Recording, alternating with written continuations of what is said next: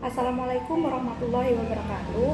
Halo semua, nama saya Aulia Salsabila, NIM 2018 10 17 03 11 342. Di sini saya dari jurusan akuntansi akan membahas mengenai akhlak sosial dalam Islam. Di materi sebelumnya kita sudah membahas mengenai apa itu akhlak. Akhlak merupakan etika, moral, sikap yang dimiliki oleh semua orang, baik itu sikap terpuji maupun sikap tercela. Nah, pada kesempatan kali ini saya akan membahas mengenai akhlak sosialnya yang saya rangkum menjadi 3 poin. Yang pertama, masyarakat ideal yang dalam pandangan Islam. Yang kedua, faktor kemiskinan yang terjadi di masyarakat. Dan yang ketiga yaitu cara Islam dalam mengatasi kemiskinan, kebodohan, dan pengangguran.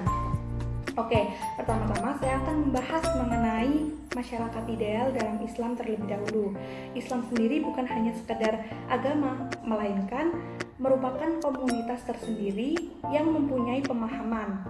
Nah, Islam juga itu hadir sebagai agama yang memberi perhatian pada keseimbangan hidup antara dunia maupun akhirat, terus antara hubungan manusia dengan Allah dan juga hubungan manusia dengan manusia. Masyarakat sendiri merupakan sekumpulan orang. Masyarakat ada yang namanya masyarakat ideal atau yang biasa kita kenal dengan masyarakat madani, di mana masyarakat tersebut dibangun oleh Rasulullah setelah beliau hijrah ke Madinah. Terdapat juga term Al-Quran yang mengartikan masyarakat ideal sendiri. Yang pertama dibagi menjadi 4. Yang pertama, ummatan wahidah. Yang kedua, ummatan wasatan. Yang ketiga, khairu ummah. Dan yang keempat yaitu baldatun thayyibah. Jika ditanya bagaimana sih ciri-ciri atau seperti apa sih masyarakat ideal dalam pandangan Islam itu, hal tersebut dibagi menjadi 2 ciri-ciri. Yang pertama ciri-ciri umum dan yang kedua ciri-ciri khusus. Ciri-ciri umum sendiri ada masyarakat yang beriman kepada Allah. Yang kedua yaitu masyarakat yang beramar ma'ruf atau masyarakat yang mengajak kebaikan. Dan yang ketiga yaitu nahi mungkar atau apabila dia melakukan kesalahan pasti ada sanksinya seperti itu. Dan untuk yang ciri-ciri khusus, yang pertama yaitu adanya kemauan untuk hidup yang lebih baik. Yang kedua, selalu berkata jujur dan bersikap adil dalam masyarakat. Yang ketiga yaitu memiliki sikap yang toleransi antar perbedaan. Karena sikap toleransi sendiri itu sangat penting dalam Islam karena akan membangun hubungan persaudaraan. Dan yang terakhir yaitu memiliki kritik yang membangun. Jangan asal kritik saja tetapi nggak membangun atau nggak merubah menjadi lebih baik. Jadi jika kita berbicara tentang sosial, pasti di kepala kita sudah terbesit kesejahteraan sosial. Kesejahteraan sosial sendiri merupakan kondisi di mana sudah terpenuhinya semua kebutuhan mulai dari material, spiritual, sosial untuk warga agar hidup yang layak sehingga dapat menjalankan fungsi sosialnya. Terdapat juga prinsip Islam dalam mewujudkan kesejahteraan sosial, yaitu dengan memberikan rasa empati dan simpati kepada sesama manusia, dan yang terpenting yaitu selalu mengedepankan nilai-nilai ketuhanan dalam segala aktivitas kemanusiaan. Tetapi di Indonesia ini tuh masih terdapat masalah yang menghambat kesejahteraan sosial yang menjadi kesenjangan sosial. Lah, masalah-masalahnya itu apa aja? Seperti yang sudah dijelaskan di berita-berita, yaitu seperti ini, terus habis itu ada yang seperti ini, kayak gitu. Lah, dampak yang paling nampak, yang paling banyak yang terjadi di masyarakat ini yaitu tentang kemiskinan. Sekarang masuk ke poin kedua tentang faktor kemiskinan yang terjadi di masyarakat. Lah, kemiskinan sendiri itu dikategorikan sebagai masalah sosial yang kerap terjadi akibat dari kepribadian masyarakat yang malas. Kemiskinan sendiri dibagi menjadi 2 bentuk. Ada kemiskinan struktural, di mana kemiskinan itu kerap terjadi di negara-negara yang memiliki sumber daya alam yang melimpah. Dan kemiskinan ini tuh terjadi karena ada faktor kesengajaan.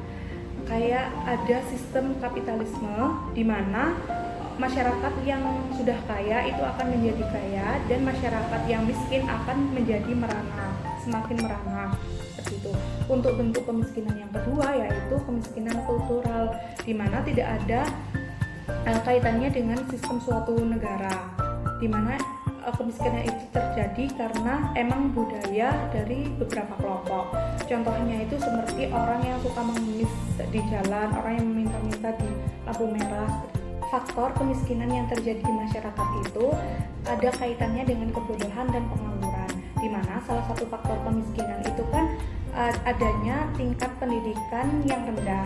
Karena tingkat pendidikan itu rendah akan berpengaruh ke kebodohan itu sendiri, dan turunan dari kemiskinan dan kebodohan itu akan berpengaruh ke pengangguran, di mana pengangguran sendiri itu disebabkan oleh dua sebab. Yang pertama sebab eksternal, di mana tidak ada peluang pekerjaan yang layak bagi pencari kerja, dan yang kedua itu karena faktornya internal, di mana terjadi dalam diri sendiri manusia karena kepribadian yang malas.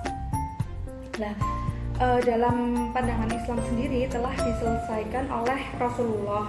Gimana sih cara mengatasi kemiskinan, kebodohan, dan pengangguran itu? Yang pertama, untuk menyelesaikan kemiskinan, Rasulullah itu mengajarkan untuk kita harus bekerja keras, karena terserah pekerjaan apapun, yang penting pekerjaan itu halal dan tidak meminta-minta.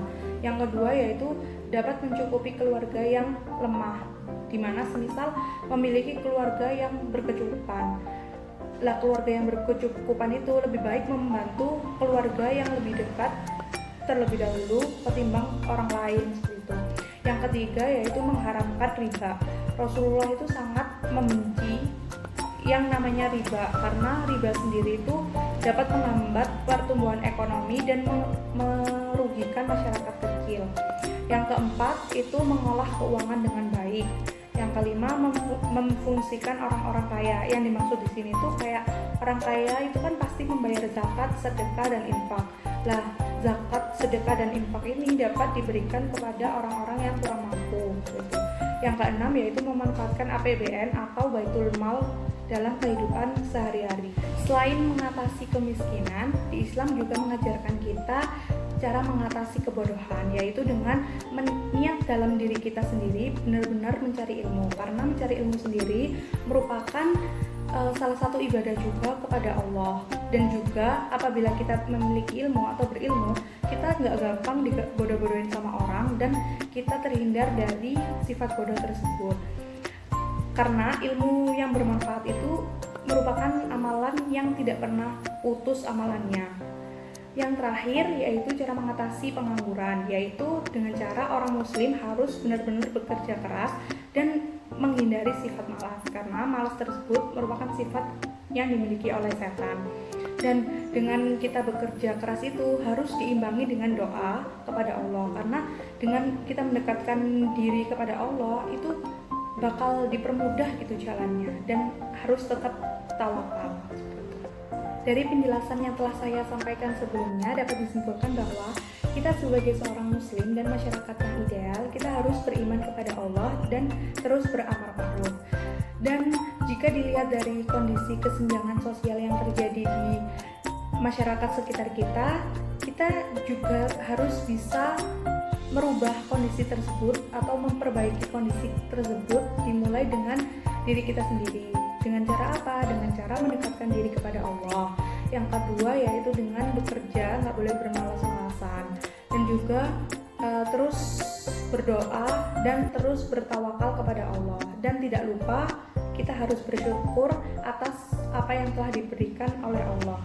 Sekian penjelasan dari saya, kurang lebihnya mohon maaf.